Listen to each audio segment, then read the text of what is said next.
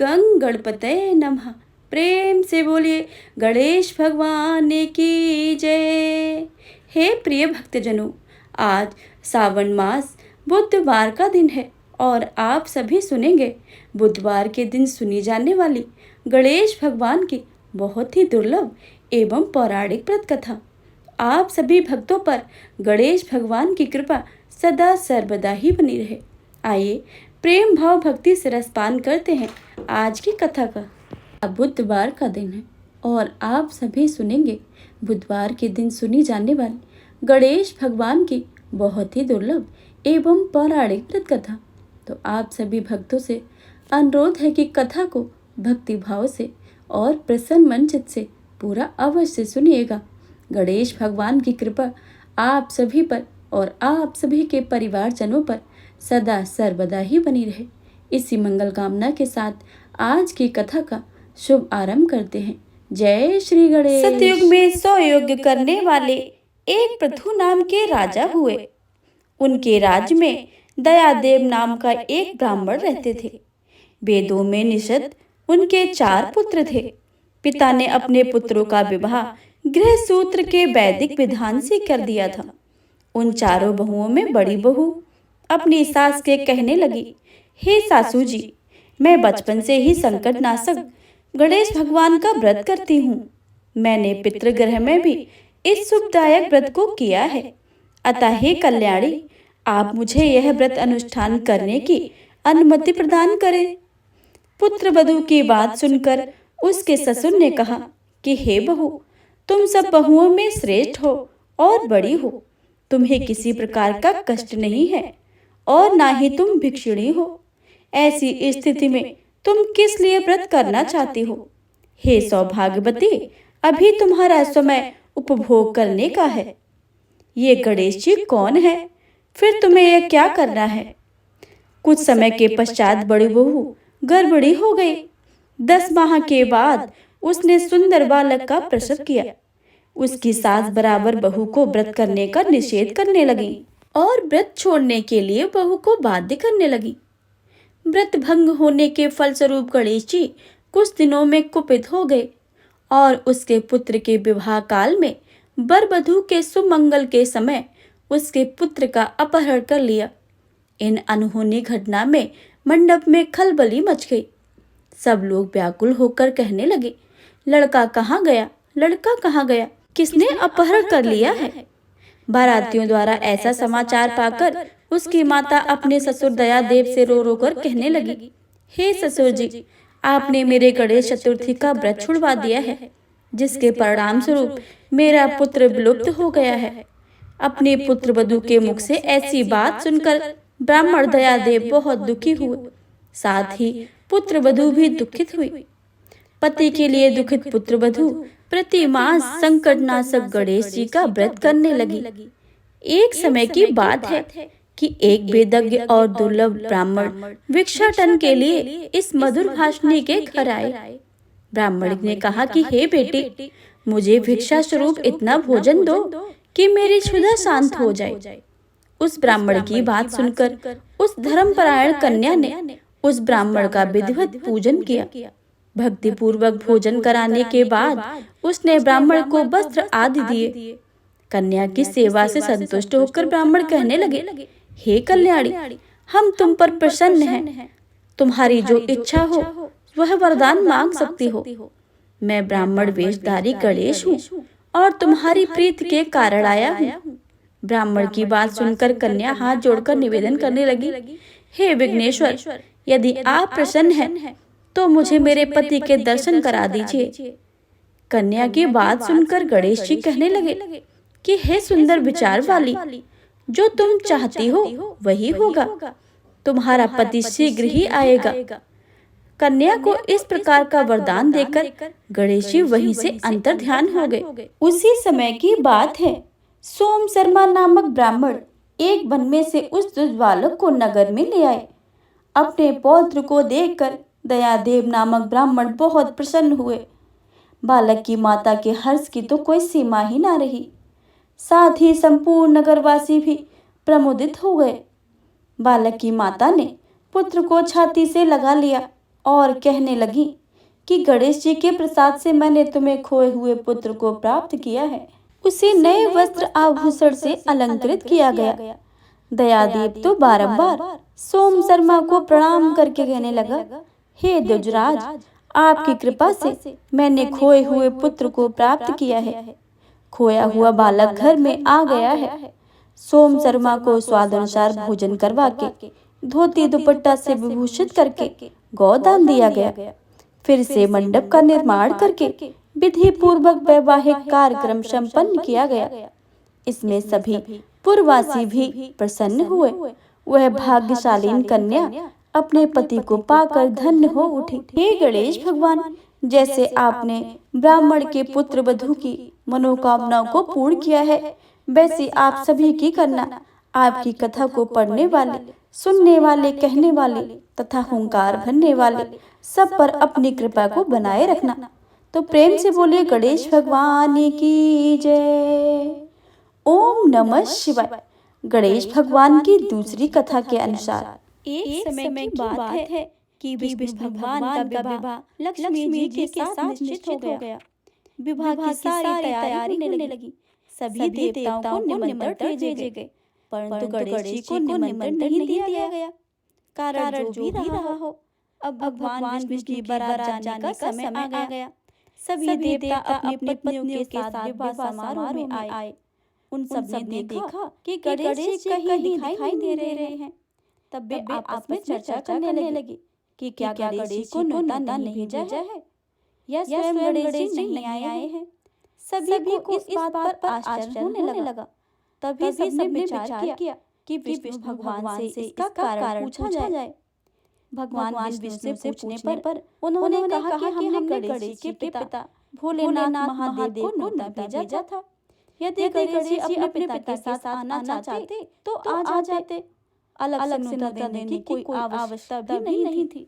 और दूसरी बात यह है कि उनके 1.25 मन मूंग, 1.25 मन चावल, 1.25 मन घी और 1.25 मन लड्डू भोजन दिन भर में चाहिए। यदि गणेश जी नहीं आएंगे तो कोई बात नहीं है। दूसरे के घर जाकर इतना सारा खाना पीना अच्छा भी नहीं लगता है।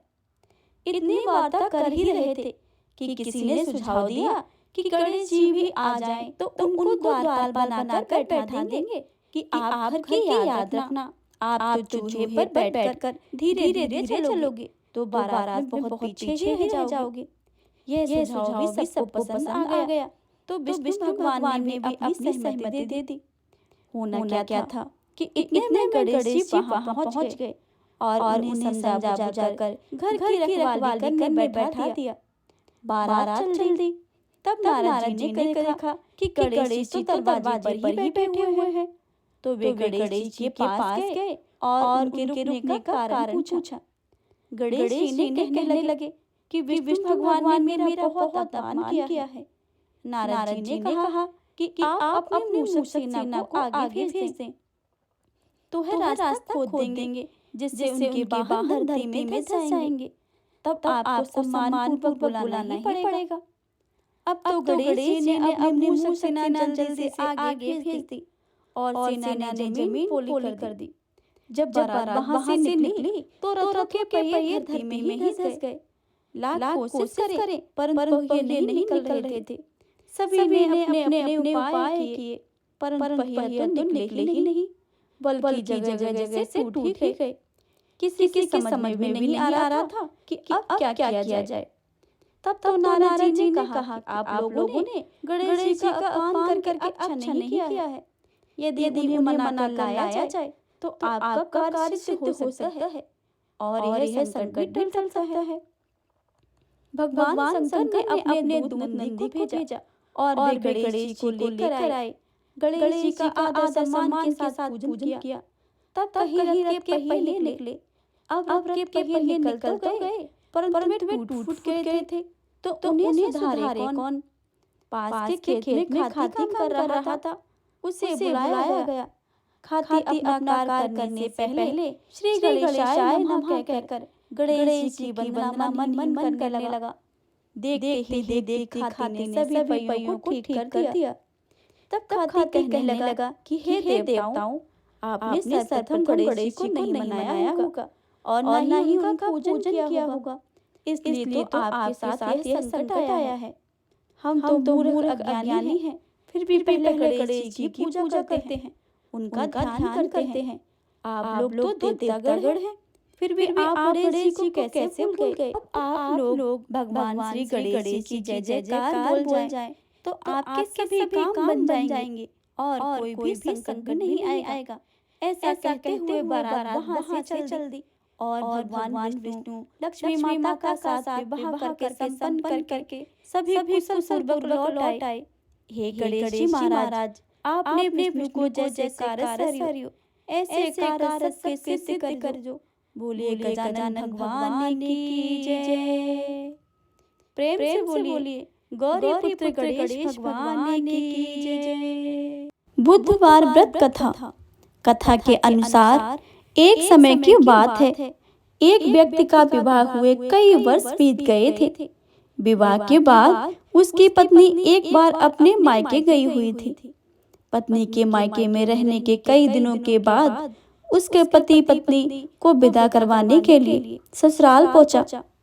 ससुराल में कुछ दिन तक रहने के बाद जब वह पत्नी को मायके से विदा करने की बात अपने सास ससुर से कही, बुधवार का दिन होने के कारण उसके सास ससुर ने कहा कि इस दिन बेटी ससुराल नहीं जा सकती है, इस कारण विदाई नहीं हो सकती है। लेकिन वह व्यक्ति ना माना ही नहीं और अपनी पत्नी को मायके से विदा कराकर अपने घर की तरफ चल दिया। रास्ते में जाते वक्त पत्नी को बहुत तेज से प्यास लगी। तब पति पानी की तलाश में इधर उधर भटकने लगा। काफी देर के बाद जब वह पानी लेकर वापस लौटा तो उसने देखा कि पत्नी के पास उसी की वेशभूषा में कोई अन्य व्यक्ति पत्नी के संग बैठकर बातें करता हुआ दिखाई दिया। दोनों व्यक्ति आपस में लड़ने लगे। पहले व्यक्ति ने गुस्से में दूसरे व्यक्ति से पूछने लगा कि वह कौन है और क्यों मेरी पत्नी के साथ बैठकर बातें कर रहा है। फिर आपस में लड़ने लगे। दूसरे व्यक्ति ने कहा कि यह तो मेरी पत्नी है। दोनों के बीच में भयानक लड़ाई होने लगी। तब वहां पर कुछ सिपाहियां आ गए और स्त्री से उसके असली पति के बारे में पूछने लगे। दोनों व्यक्ति को देखकर स्त्री हैरान हो गई कि वह कौन मेरा पति है। वह दुविधा में पड़ गई क्योंकि दोनों एक जैसे ही लग रहे थे। तब पहला व्यक्ति परेशान होकर मन में कहा कि हे भगवान, आपकी कैसी लीला है। तभी आकाशवाणी हुई कि बुधवार के दिन पत्नी को विदा करवा कर नहीं लाना चाहिए। यह सुनकर पहला व्यक्ति समझ गया कि वह भगवान बुद्ध की लीला है और वह व्यक्ति बुद्ध देव से प्रार्थना करने लगा और क्षमा मांगने लगा कि फौरन ही बुद्ध देव अंतर ध्यान हो गए और उस व्यक्ति को अपने पत्नी मिल गई। तभी से हर दिन बुधवार के दिन भगवान गणेश जी की पूजा होने लगी है।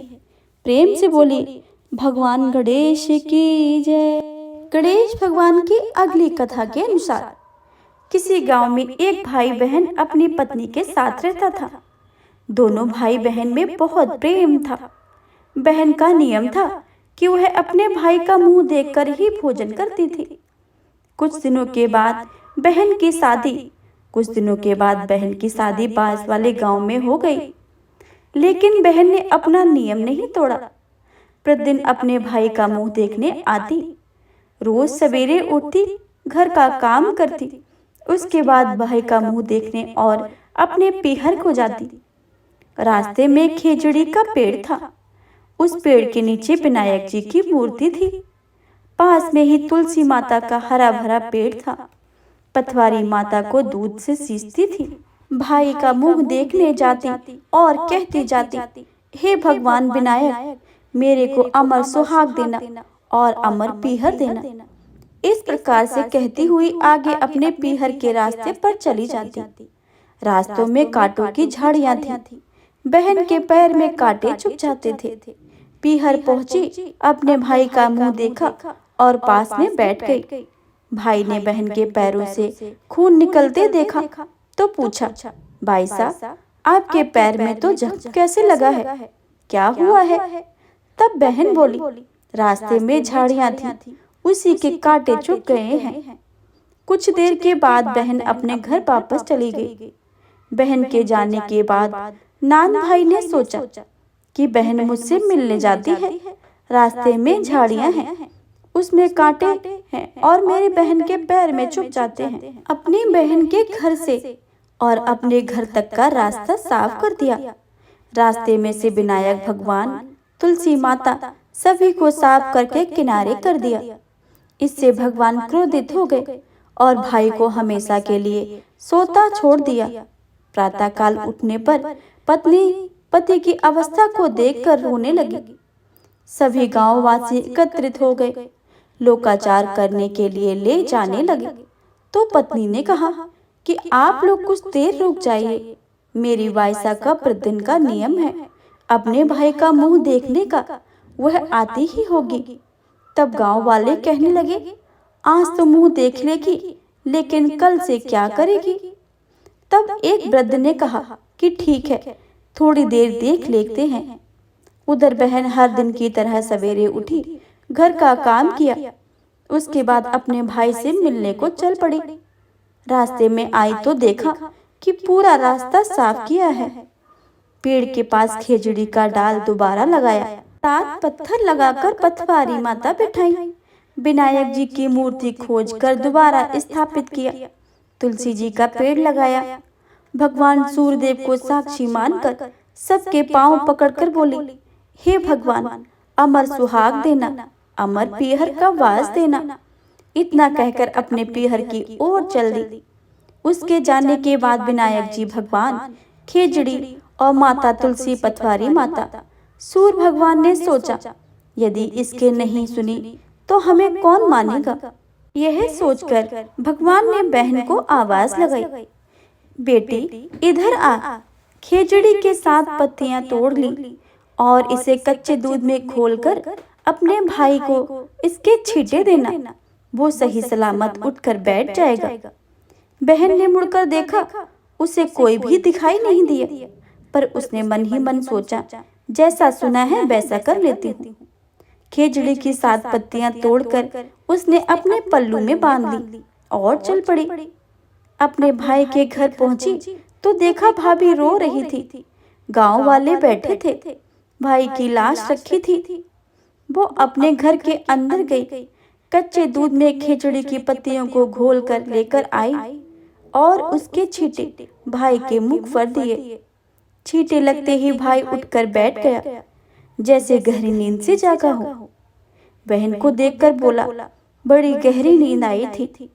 बहन ने मन ही मन उसे सभी भगवान को प्रणाम किया और बोली, ऐसी नींद दुश्मन को भी ना आए। फिर अपने भाई से बोली, भाई तुमने रास्ता साफ क्यों किया? भगवान के स्थान को क्यों उठाकर हटाया? मैं आते समय सभी को दोबारा स्थापित करके आई हूँ। भगवान की कृपा से मुझे अमर सुहाग और अमर पीहर का वास मिला है। फिर हाथ जोड़कर कहा, हे भगवान, जैसे मुझे अमर सुहाग और अमर पीहर का वास दिया है, वैसे ही सबको देना। जैसे मेरी लाज रखी है, वैसे ही सबकी रखना। बोलो विनायक भगवान की जय, पथवारी माता की जय, तुलसी माता की जय, खेजड़ी की जय, सूर्य भगवान की जय। गणेश भगवान की अगली कथा के अनुसार एक गांव में एक विधवा अपनी बहू के साथ रहती थी। उसकी बहू मंदबुद्धि की थी, जो अपनी भूख बर्दाश्त नहीं कर पाती थी और हमेशा खाने के लिए उतारू रहती थी। वह सबसे पहले उठकर खाना खाती थी, फिर घर के बाकी काम किया करती थी। एक दिन विधवा ने अपने घर में पूजा करवाने को सोचा, लेकिन वह थोड़ी परेशान थी, क्योंकि उसकी बहू अगली सुबह उठते ही खाना खाने को दौड़ेगी और पूजा के लिए बनाए पकवान को झूठा कर देगी।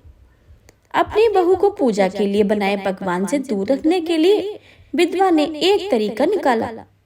पूजा वाली सुबह उसने एक मटका लिया और उसके नीचे एक छेद कर दिया और अपनी बहू से बोली कि आज पूजा है, इसलिए खाना खाने से पहले पानी भर कर ले आओ।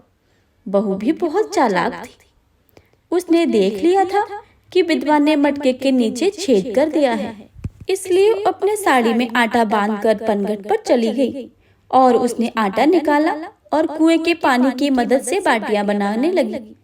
कुएं के पास ही एक शमशान घाट था जहां चिता जलाई जा रही थी। बहू ने उसकी आंच से अपनी बाटियां सेक ली। उसकी बाटियां सूखी थी तो वह पास में एक गणेश जी का मंदिर में चली गई जहां गणेश जी को अब किसी ने चोला चढ़ाया हुआ था। उसने देखा कि गणेश जी की तोंद में घी लगा हुआ है।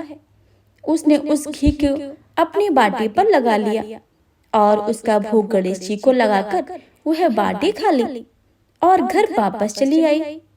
बहू की इस हरकत पर गणेश जी बहुत गुस्सा हुए और उन्होंने गुस्से में अपनी नाक पर उंगली चढ़ा ली। जब गांव वालों ने देखा कि गणेश जी ने अपनी नाक के ऊपर उंगली चढ़ा ली है तो उन्हें मनाने के लिए बहुत ही जद्दोजहद किया गया, लेकिन गणेश जी ने अपनी उंगली वापस नहीं उतारी। जब यह बात राजा को पता चली तो राजा ने बड़े बड़े पंडितों को और ज्योतिषियों को बुलवाया और हवन करवाया, लेकिन गणेश जी फिर भी नहीं माने। सब बहुत चिंतित थे।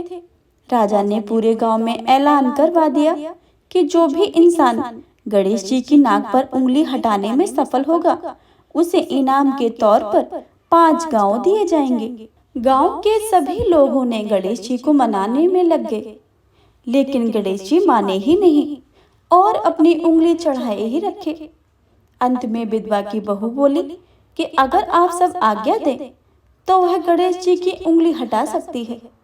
उसकी बातों को सुनकर विधवा हंसने लगी और बोली कि जब बड़े बड़े विद्वान कुछ नहीं कर पाए तो तू कैसे गणेश जी को मना पाएगी। किसी ने बोला कि जब सब लोगों को मौका मिला तो उसे भी एक मौका मिलना चाहिए। फिर सभी बहू को मौका देने के लिए मान गए, लेकिन बहू ने एक शर्त रखी। उसने कहा कि उसके घर से लेकर मंदिर तक पर्दा बांधा जाए। जब सब लोगों ने सोचा कि इतना कुछ तो कर ही चुके हैं तो पर्दा बांधने में क्या ही जाता है, बहू के कहे अनुसार उसके घर से लेकर मंदिर तक पर्दा लगाया गया। बहू ने अपना दिमाग लगाया और अपने पेटीकोट में एक मोगरी छिपाकर मंदिर चली गई। मंदिर जाकर उसने गणेश जी से बोला कि मैंने आपकी तोंद से जरा सा घी क्या ले लिया, आपने अपनी नाक पर उंगली चढ़ा ली। अब नाक से उंगली हटा रहे हो या दूं एक मोगरी? अभी के अभी टुकड़े टुकड़े हो जाएंगे। बहू की यह चेतावनी सुनकर गणेश जी थोड़ा डर गए और उन्होंने सोचा कि यह तो पूरी ही पागल है, कहीं सच में इसने मोगरी मार दी। तो गणेश जी ने बिना सोचे समझे अपनी नाक से उंगली हटा ली, जिसे देखकर गांव वाले खुशी हो गए और बहू के जय जयकार करने लगे। राजा के ऐलान के मुताबिक बहू को 5 गांव इनाम में दिए गए।